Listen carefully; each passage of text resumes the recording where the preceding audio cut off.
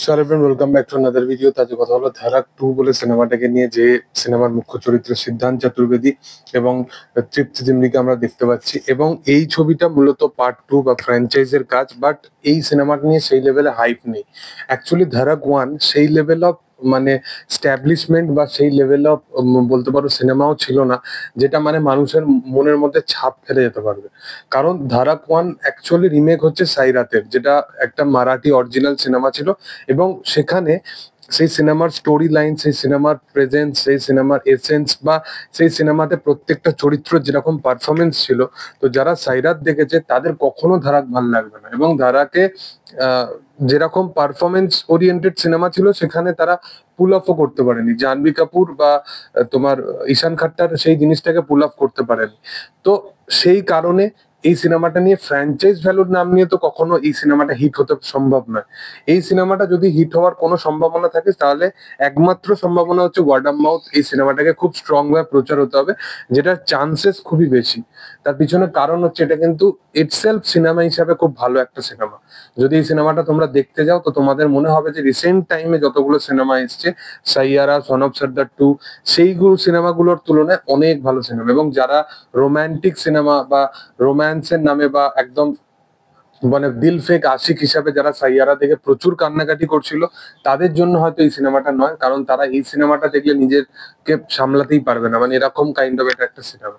তো মূলত এই সিনেমাটা যেখান থেকে শুরু হয় এবং যেরকম গল্প এই সিনেমাটা যেভাবে বলার প্রচেষ্টা করে, অ্যাকচুয়ালি এই গল্পের ন্যারেটিভ এখানে রেসিজম নিয়ে, কাস্টিজম নিয়ে, প্রত্যেকটা জিনিসকে নিয়ে বা অ্যাকচুয়াল সোশ্যাল মেসেজ নিয়ে বা সোসাইটির ঘটনা বলে।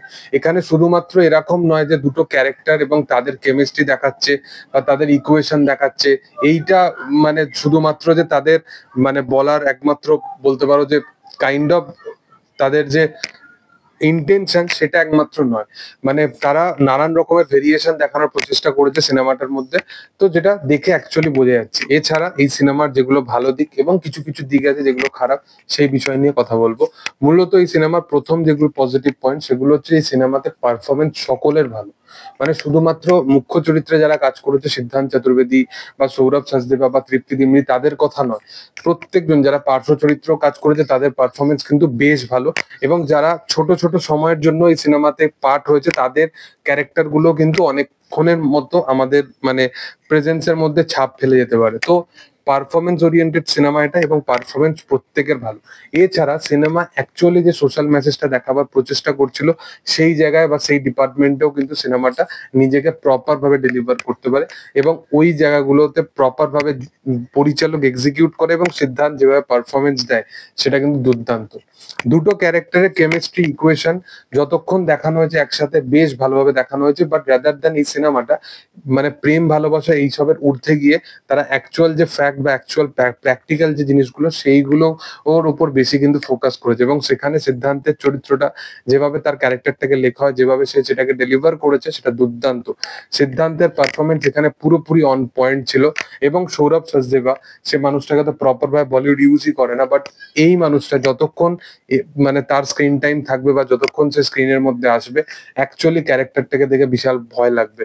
তো খুবই আনএক্সপেক্টেড একটা চরিত্র তাকে দেওয়া হয়েছে। এছাড়া এই সিনেমাটা মানে অনেক কিছু জিনিস একসাথে ক্যাপচার করার চেষ্টা করে, যেগুলো দেখতে বেশ ভালো লাগে। এর সাথে সাথে সিনেমাটা অ্যাকচুয়ালি প্রচন্ড একটা ডার্ক ফেজের মধ্যে নিয়ে যায়, যেটাও দেখতে অ্যাকচুয়ালি ভালো লাগে। এবং সিনেমাটা প্রচন্ড ইমোশনাল একটা সিনেমা। সিনেমাটা শুধু এরকম নয় যে আমরা ক্লাইম্যাক্সের জন্য ওয়েট করে আছি এবং ধপ করে কিছু একটা জিনিস হবে এবং তারপরে আমাদের প্রচন্ড ইমোশনাল করে দেবে, এরকম কাইন্ড অফ নয়। সিনেমাটা বিশেষতভাবে ফার্স্ট হাফের একটু আগে থেকে সিনেমাটা প্রচন্ড ভাবে ইমোশনাল হয়ে পড়ে। এবং তারপরে তোমরা যদি সিনেমাটা দেখো, তোমরা বুঝতে পারবে। অবশ্যই সিনেমার কিছু কিছু পয়েন্ট আছে যেগুলো আমার নেগেটিভ লেগেছে, যার মধ্যে সবচেয়ে বড় পয়েন্ট হচ্ছে সৌরভ সাচদেবার ক্যারেক্টারটা। অবশ্যই চরিত্রটা ভালো, চরিত্রটাকে নিয়ে লেখাও ভালো হয়, এবং চরিত্রের যে ব্যাকড্রপটা, সেটাও অ্যাকচুয়ালি আমরা বুঝতে পারি যে কোথা থেকে বিলং করে ক্যারেক্টারটা এবং ক্যারেক্টারটা কেন এরকম সেগুলো আমরা বুঝতে পারি, বাট সেই ক্যারেক্টারটাকে নিয়ে প্রপার ভাবে ইউটিলাইজ করা হয় না। এবং এছাড়া সৌরভ সাচদেবাকে অনেকক্ষণ আমরা বড় পর্দা মানে স্ক্রিন টাইমে দেখতেই পাই না। তা অনেকক্ষণের জন্য সে সিনেমাটা থেকে গায়েব হয়ে যায়, তারপরে হঠাৎ করে তার ক্যারেক্টারটা আবার আসে। তো ক্যারেক্টারের যে অ্যাকচুয়াল ইন্টেনশনটা সেটা অনেক সময় মানে আমরা ভুলতে শুরু করে দিই ক্যারেক্টারটাকে। এছাড়া আরো একটা চরিত্র আছে যেটা খুবই ইম্পর্টেন্ট একটা চরিত্র, যেটা তোমরা পুরো সিনেমাটা থ্রু আউট দেখলে বুঝতে পারবে। সেই চরিত্রটাকে এখানে 2-3টে সিনের জন্য দেখানো হয়, বাট সেই চরিত্রটা কিন্তু খুবই ইম্পর্টেন্ট একটা গুরুত্বপূর্ণ চরিত্র।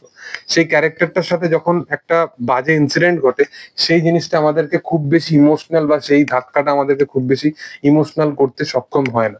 এছাড়া সিদ্ধান্তের যে বাবার ক্যারেক্টার যে প্লে করেছে তার যদি পারফরমেন্স দেখো, তো মূলত এই সিনেমাটা একটা ইম্প্যাক্টফুল ভালো পারফরমেন্স ওরিয়েন্টেড কাজ। এবং সাইয়ারার সাথে এই সিনেমাটাকে কম্পেয়ার করো না, যদি সাইয়ারার সাথে এই সিনেমাটাকে কম্পেয়ার করা যায় তাহলে এই সিনেমাটা একটা মাস্টারপিস সিনেমা হয়ে গেছে, মানে সাইয়ারা এর কাছে কিছুই নয়, এরকম একটা কাইন্ড অফ সিনেমা এটা।